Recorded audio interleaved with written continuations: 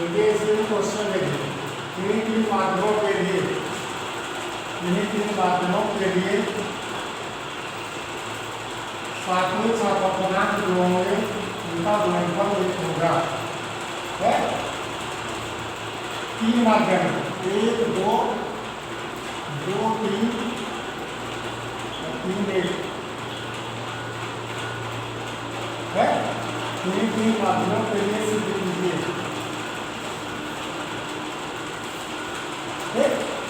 तो हम मानेंगे माध्यम अपने हैं, उनका सापेक्ष अपवर्तनांक का गुणनफल 1 होगा।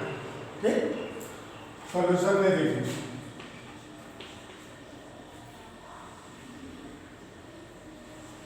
ये तो हल, ये कहां से लेंगे?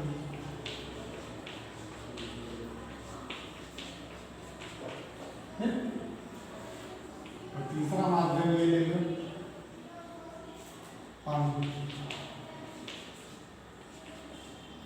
पानी, है कांच।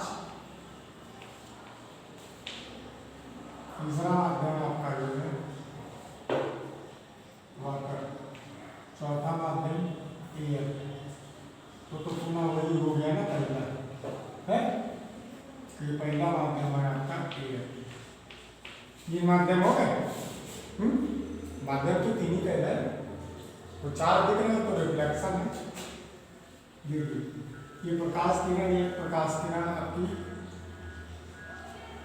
ए बी आपकी हो रही है कांच के पर बी पर, और यहाँ से अपवर्तन हुआ इसका, हो गया। फिर यहाँ से कांच में पहुंचा, कांच से अगला माध्यम जाएगा, फिर अपवर्तन हुआ। अब देखिए यहाँ पर ये परपेंडिकुलर होगा, अभिलंब तो वही होगा आपके बिंदु पर। ये हुआ अभिलंब और ये हुआ अभिलंब, है ये आपका बी पॉइंट है, ये आपका सी पॉइंट है, ये बी पॉइंट है। ये लेकिन सीधा हो जा रहा, थोड़ा सा पीछे करो जाना, ये है, थोड़ा सा पीछे करिए। देखिए पीछा में था जिससे ये क्लियर नहीं हो पा रहा था, जाना ये चाहिए था। तो बेटा कहाँ से आ गया? ये है। फिर यहाँ से इसका फिर अपवर्तन होगा।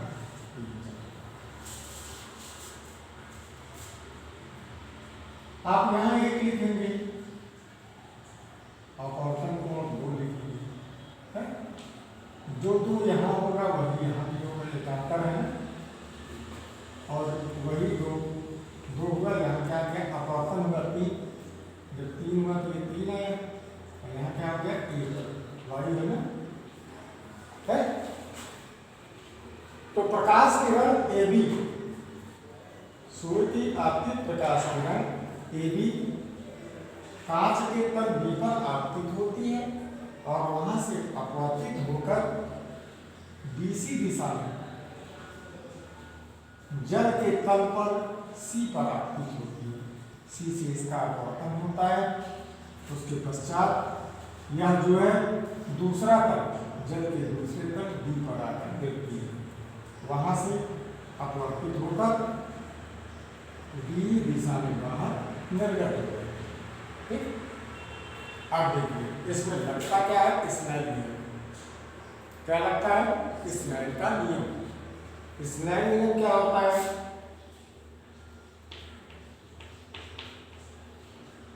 किन्हीं 2 माध्यमों और एक ही रंग के प्रकाश के लिए आपतन कोण की ज्या और अपवर्तन कोण की ज्या का अनुपात एक निर्धारित होता है।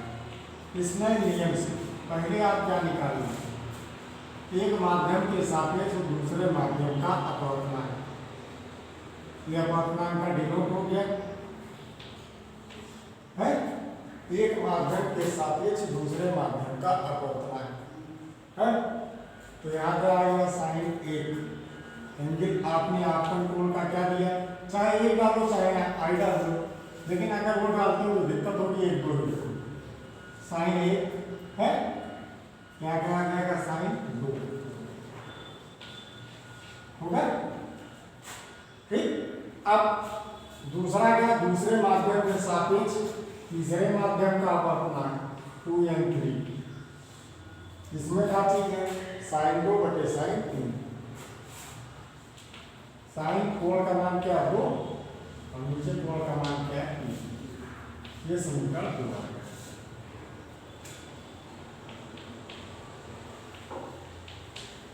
अब तीसरा बेस है 3 1, मतलब जल और एयर है, इसके ऊपर सवाल आते हैं।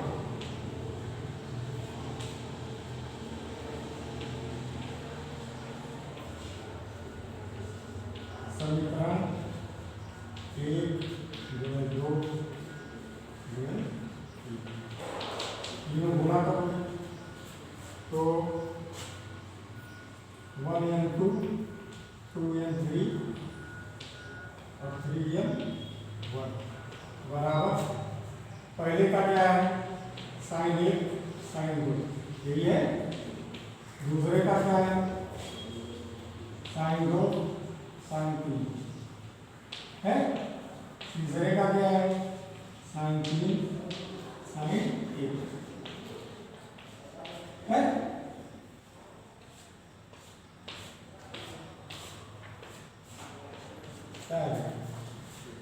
सिद्ध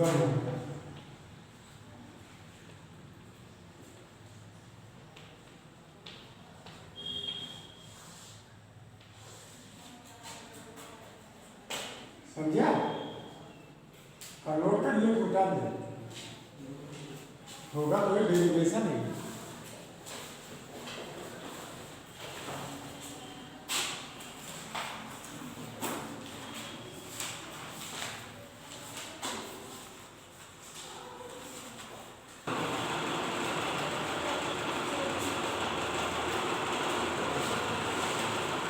क्रांति कोण जो सिलेबस से हटा दिया गया है, लेकिन वो विज्ञान ने दिया है, उसको क्रिटिकल एंगल बोलते हैं। क्रांति कोण क्या है, सघन माध्यम में बना हुआ आपतन कोण, जिसके लिए विरल माध्यम में अपवर्तन कोण का मान 90 डिग्री हो जाए तो इस विशेष आपतन कोण को क्रांति कोण कहा जाता है। ध्यान दीजिए,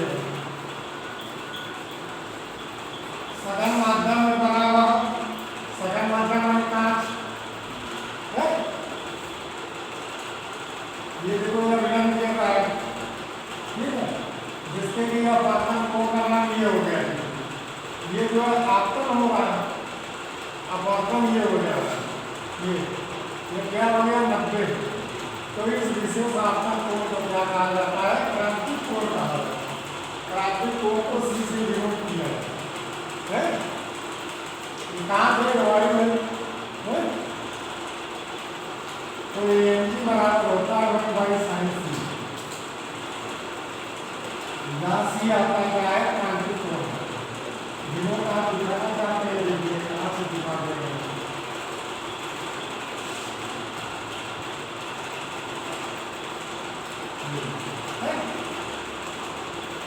तो ये आपका क्या है क्रांति कोण, ये क्रांति।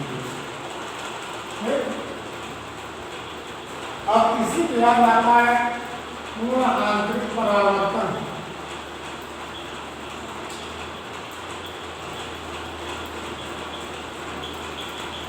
अच्छा विद्यालय पूरा होता है, बहुत आगे सब खत्म कर चुके हैं। पूर्ण आंतरिक परावर्तन वो 2 बार करा जाता है कि नहीं। पूर्ण आंतरिक परावर्तन क्या है, जब इस आपतन कोण का मान क्रांतिक कोण से अधिक कर दिया जाए, जब आपतन कोण का मान क्रांतिक कोण से थोड़ा सा अधिक कर दिया जाए तो प्रकाश किरण किसी दूसरे माध्यम में न जाकर उसी माध्यम में पुनः वापस लौट आती है। इसे कहते हैं पूर्ण आंतरिक परावर्तन। क्या मतलब, जब आपतन कोण का मान क्रांतिक कोण से अधिक कर दिया जाए तो प्रकाश किरण विरल माध्यम में न जाकर सघन माध्यम में ही वापस लौट आती है। इसे पूर्ण आंतरिक परावर्तन कहते हैं। ठीक, इसकी शर्तें होती हैं 2 और दोनों दिखाई पड़ रही। आपतन कोण उनका मान क्रांतिक कोण से अधिकतर दिया जाए। दूसरा शब्द क्या है? प्रकाश सघन माध्यम से विरल माध्यम में जा रहा है। प्रकाश कहाँ जा रहा हो? सघन से विरल, दो रेस होता है, ठीक है। पहला आकर्षण का मान क्रांतिक कोण से अधिक हो, दूसरा आपका है सघन माध्यम से विरल माध्यम में प्रकाश किरण जा रही है। तेज देखिए, पूर्ण आंतरिक परावर्तन क्या है? हीरे का चमकना, हीरे का चमकना, हीरा क्यों चमकता है? हीरे सूर्य से आने वाली प्रकाश किरण जब हीरे पर पड़ती है तो हीरे का क्रांतिक कोण 24 डिग्री होता है। कितना होता है?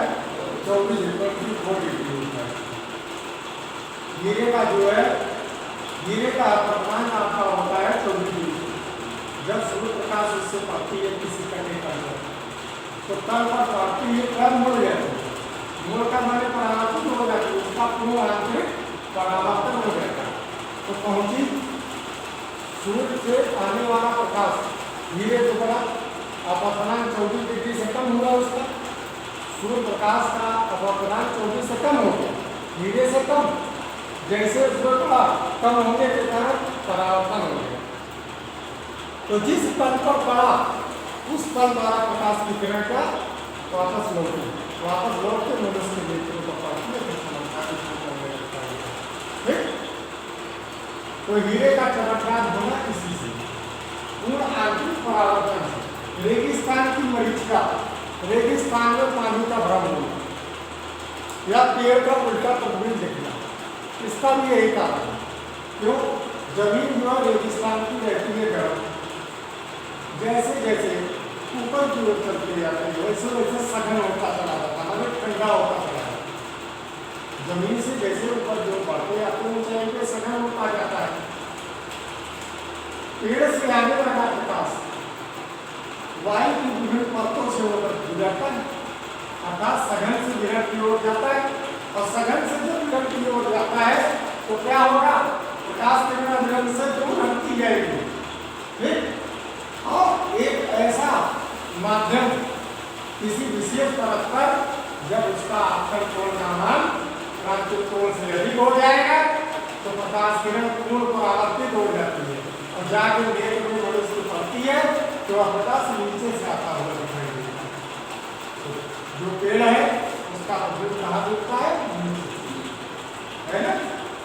मैंने पानी का अभाव, रेगिस्तान की मरीचिका माने रेगिस्तान में भ्रम की स्थिति, पेड़ उल्टा देखना, उल्टा देखने का मतलब कि उसका यही चीज जानते हैं उल्टा होता है बर्फीले क्षेत्रों में जो नावें बर्फ पर चलती है, नाव पर बर्फ पर नाव रुकी रहती है, उसका प्रतिबिंब कहाँ दिखता है? आकाश में उल्टा दिखता है, क्योंकि नीचे सघन देखा ऊपर विरल है ना, समझ रहे हैं? तो उसका प्रतिबिंब कहाँ दिखता है? आकाश में दिखता है नहीं? मरीचिका आप समझे क्या? इसी जगह क्या तारों का क्यों अपवर्तन? भाई तारों की दूरी पृथ्वी से बहुत अधिक है, सूर्य और चंद्रमा, तो वहां से जब प्रकाश किरण आती है तो वायुमंडल की दूरी अंतरिक्ष से पार करती है, अंतरिक्ष पार करने के बाद वायुमंडल में आती है, वायुमंडल की दूरी पारने पर उसका अपवर्तन होता रहता है। अपवर्तन जैसे ही होता है वो दिखता दबता दिखता है, अर्थात नीचे जाता है, ठीक। ये होता है, समझे आप? इसी में टॉपिक लगा हुआ है जब तो पूर्ण आंतरिक परावर्तन हो ही नहीं जाता, इसीलिए लगाया। इसके बाद आता है आपका लेंस। अब लेंस जो है अगले टाइम पर आपको पढ़ाया जाएगा,